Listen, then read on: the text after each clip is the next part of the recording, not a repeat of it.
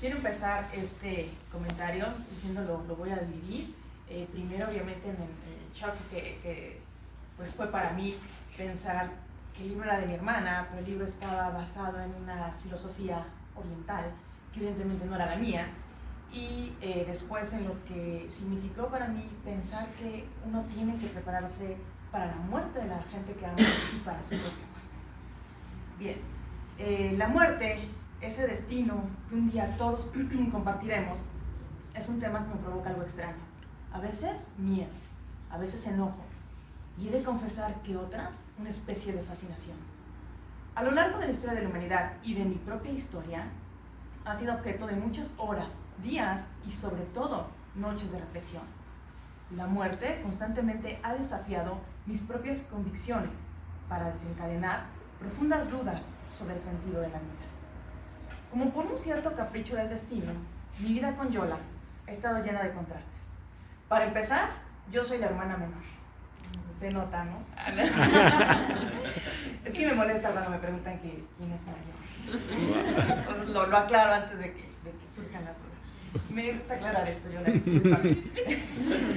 Yola estudió psicología y desde que recuerdo, declaró su preocupación por la persona, por el ser individual, por la historia de vida de cada uno de sus pacientes. Yo, en cambio, estudié filosofía y mi preocupación ha sido el ser humano, el ser universal, la historia de la humanidad. Pero casualmente, la presencia de la muerte late entre ambas. Tal vez no sea casualidad que desde cosmovisiones distintas, las dos hemos dedicado horas, de verdad, horas serias de academia al estudio del tema. Desde que el libro era una idea, he escuchado atentamente la postura de mi hermana, a veces con toda intención de juzgar, de debatir, pero otras tantas con una apertura que no siempre me define. Me conozco y reconozco que si el libro no estuviera escrito por ella, probablemente yo nunca me hubiera acercado a una obra de este tipo.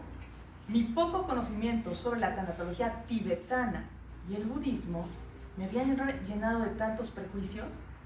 Vaya, tan solo pensar en la palabra budismo me parece tan lejana. No sé ustedes, pero yo la asocio con una religión que definitivamente no es la mía. Y eso siempre implica una especie de rechazo. ¿Se dan cuenta cuánta necesidad hay de pacificar mi mente? Pero afortunadamente el libro es de Yola, y para mí eso basta para leerlo. Por supuesto, con una incomodidad un tanto extraña, quizá la misma que siento ahora, por hablar sobre la muerte, hablar del trabajo de mi hermana. La verdad es que ninguna de las dos cosas me es fácil, pero he de hacerlo. Empecé a leer el libro y rápidamente, en mi cabeza y en las primeras páginas, surgieron las comparaciones entre Oriente y Occidente. Entendí perfectamente, tal vez porque lo vivo, el terror occidental al pensar que debo prepararme para la muerte, la mía y la de otros. Y entendí que tal vez, y tal como lo refiere el libro, esto causa dolor, porque a veces preferimos evitar hablar de ello. No me gusta la muerte. Sí, ya sé que eso es lo de menos. He leído el libro. Sé sobre el dolor que implica esta resistencia, pero a veces siento que no puedo. No me gusta la no expresión. La idea de esa no respuesta me provoca dolor, angustia, rabia, tristeza. Pero hoy estamos aquí. Así que hablemos de la muerte, pero hablemos de verdad. Hoy, todos nosotros estamos más cerca de la muerte que ayer. Terrorífico, ¿no? ¿O será que no? ¿Se puede reflexionar en la muerte desde la calma? Esto podría ser. La contraportada del libro revela que Yola, hasta ahora, había invertido más de 25 años acompañando a pacientes en momentos críticos. Yo había invertido la misma cantidad de tiempo en victimizarme. Y es que no soporto la idea de un no ser. Sé de memoria tantas citas que grandes pensadores han dicho sobre la finitud de la vida. Por mencionar solo alguno, me encanta Jean-Paul Sartre. La muerte priva a todo de su encanto. José Revueltas. Los muertos esperan porque no tienen nada que hacer. Los vivos, en cambio, desesperamos. O Emmanuel Levinas y su escándalo de la muerte. Por supuesto, todos ellos occidentales. Difícil para alguien como yo acercarse a la tanatología tibetana. Y es que abrir el libro y leer lo único que realmente vale la pena es prepararse para morir. En eso debe enfocarse hasta el más mínimo detalle de nuestra vida. Las primeras páginas lo dice. No es tarea fácil. Y luego la sugerencia, entender la obra como un manual que pudiera acercarnos a morir. Pues, ¿qué es esto? ¿Entrenar la muerte? No soy experta, obviamente, en budismo. Apenas y reconozco el libro tibetano de los muertos. No tengo claridad en los bardos, pero empiezo a entender que si Tanatología tibetana para no budistas es un libro para quien muere, entonces es un libro para mí y es un libro para todos. Encontré términos como bien morir, un shock otra vez para mí. Lo que en un principio me pareció un cierto oxímoron, una especie de contradicción, bien morir. Bastaron unas páginas más para entender que lo único que puedo hacer frente a la muerte es responsabilizarme de ella. Como nunca, he pensado que el fallecimiento y lo que suceda después, en palabras de la autora, depende solamente de mis propias construcciones mentales. Y cito, no hay salvación externa. Solo resta lo que cada uno se responsabilice de darse. Vaya tarea. ¿Será que sufrir por la muerte es la salida más fácil, pero también la más dolorosa? Porque sin duda responsabilizarse por la muerte exige muchísimo de nosotros. No negaré que leer ideas como Buda no es un dios. Buda significa despierto y representa la potencialidad que poseen todos los seres para librarse de su sufrimiento, me ha consolado. Insisto, no comprendo muy bien qué o quién es Buda. Soy occidental, pero la vida de librarse del sufrimiento me calma un poco. Para profundizar un poco más en el libro, me gustaría dividir este comentario, lo que resta, en dos partes, la muerte del otro y mi muerte. Sobre la muerte del otro. Estoy segura de que para la mayoría de nosotros, la muerte del otro implica una gran angustia. Coincido tal y como lo señala la autora, que preguntas como, ¿dónde está mi ser querido una vez que ha muerto? ¿Cómo será el trance de la vida a la muerte? ¿Podrá ver que sufro por él? Nos generan ansiedad, tristeza, enojo, pero al menos en mi caso, todo se desvanece cuando la postura del libro me hace pensar, independientemente de lo que yo sienta, ¿puedo contribuir para que él vaya en paz? Y si es así, entonces todo se derrumba. Tanatología tibetana para no budistas lo expresa en su introducción. El acompañante de un falleciente podría beneficiarse del presente libro al comprender que sufrir, condolerse o victimizarse no solo podría afectar a su experiencia de duelo, sino podría afectar el trance del recién fallecido. Y entonces, por primera vez lo pienso, si soy capaz de centrarme en aquel que ha muerto, de entender su duelo, su trance, tal vez mi duelo sea distinto. Más adelante en la página 37, como una especie de consuelo se lee, el miedo, la ansiedad, la separación, incluso la angustia pueden regularse, solo es cuestión de entrenamiento. Suena terrible, confieso que me asusta, pero es verdad, nada garantiza que quien amamos no muera hoy. Y ya sé que estamos llenos de miedo, por lo regular cuando mencionamos algo así, inmediatamente vienen frases como, ay, no, ni Dios lo quiera. Bueno, yo hasta creyente me vuelvo. Líbranos Dios. Y posiblemente así sea. Tal vez Dios nos librará de la muerte hoy, pero un día no será así.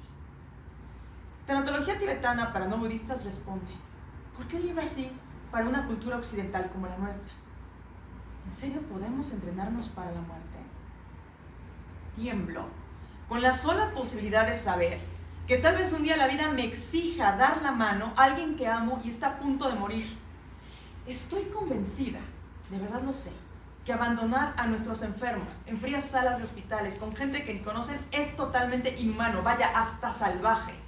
Pero a la vez, la idea de ser yo quien acompañe, quien escuche y vea los movimientos mortuorios, me aterra.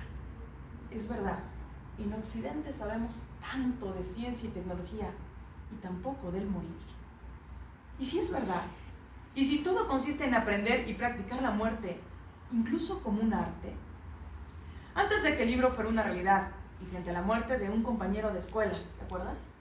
Sin conocer muy bien para qué o por qué, junto con Yola, a través de un teléfono, algunos días hicimos las lecturas para recién fallecidos. Yo no entendía muy bien qué estábamos haciendo. Finalmente, yo estaba acostumbrada, si al caso, a rezar. Pero algunas frases se convirtieron en consuelo. Me gustó la armonía y significado. Me gustó escuchar, abandona el miedo, el odio, la duda. Perdónalo todo, suéltalo todo. Es momento de liberarte de emociones y pensamientos. Solo concéntrate en pacificar tu mente. Me calmó. Juro que la sola idea de pensar que mis palabras podían iluminar el camino de la muerte de alguien me calmó. La prosa y el significado de las sugerencias para el proceso de la agonía y la muerte son tan poéticas, tan esperanzadoras, que por un momento he vuelto a pensar, tal vez es verdad y no hay de otra. Tenemos que entrenarnos para la muerte. Y sobre mi propia muerte, ahora lo creo, tal como lo sugiere el libro. Es momento de pacificar mi mente. Si hoy no tengo la serenidad de pensar en el fin de mi existencia, ¿qué me hace pensar que cuando llegue el momento sea diferente? No tengo idea de lo que sucederá después de la vida. No sé si estará Dios, la reencarnación o la nada. Pero sea cual sea la realidad, necesito total serenidad para enfrentar. El libro me ha hecho entender mi finitud, no solo desde el punto de vista filosófico y abstracto, sino desde el sentido más práctico. Me ha hecho entender que debo hablar de mi muerte, pensar que una prueba de amor radica en evitar problemas. A partir de la lectura he empezado a arreglar cuentas bancarias, seguros de vida, verificar claves de correos, NIPs de tarjeta, y hacer todo lo posible para decir te amo cuando yo ya no esté aquí. He empezado quizá a entrenar. Me sorprendió encontrar en el libro formatos de voluntad anticipada del enfermo en etapa terminal.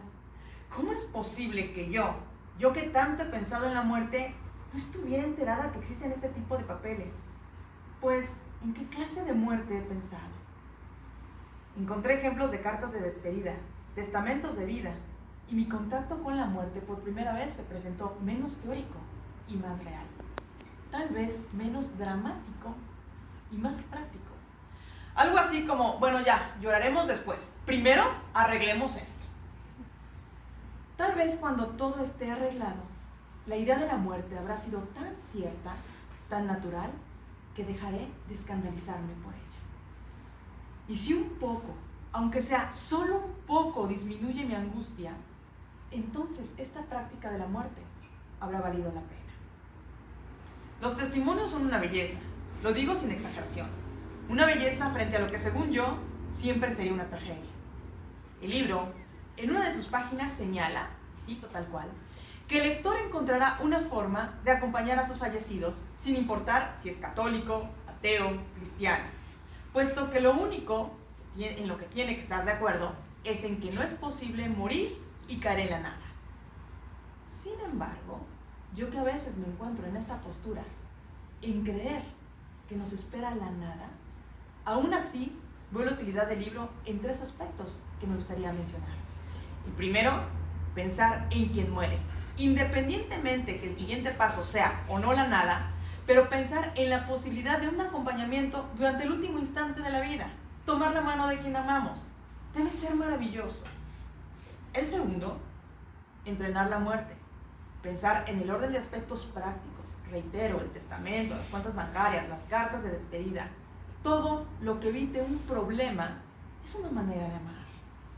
Y tercero, tal vez parece un poco raro, pero he encontrado hasta una guía un tanto ética.